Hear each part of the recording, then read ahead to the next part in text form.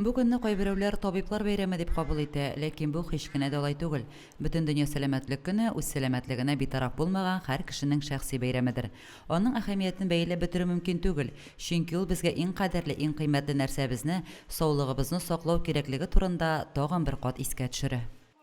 7 апрель сәламәтлек көне дип билгеләнеп үтелә. Ул инде 48 елдан бирле үткәрелә. Сәламәт булу өчен дөрес тукланырга, хәрәкәтләнергә, спорт белән шөгыльләнергә, начар гадәтләрдән сакланырга кирәк. Всякое хроническое заболевание можно профилактически лечить, но стрессовые ситуации в жизни, особенно в период пандемии, когда эмоциональная сфера у всех, как говорится, несколько смещена, поэтому просто надо быть готовым ко всему и принимать все как есть. Бу бәйрәмне дөньяның 194 илендә билгелиләр. Әгәр без үз сәламәтлегебезне кайгыртып яшибез һәм ширләрне искәртү белән шөгыльләнәбез икән, бу безнең дә бәйрәм дигән сүз.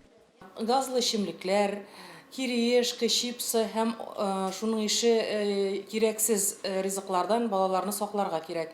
Һәм үзебез өчен дә инде сәламәтлек тукланудан тора, чөнки гипертония, йөрәк кан тамырлары авырулары бөтенесе дә шул дөрес тукланмау нәтиҗәсендә килеп чыга.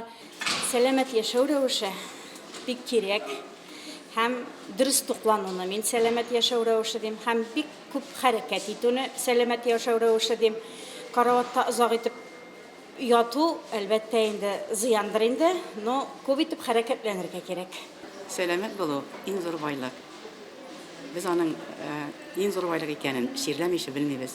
Шуңа күрә сәламәтлекне яшьтән сакларга кирәк. Һәм сәламәт яшәү рәвеше алып барырга кирәк.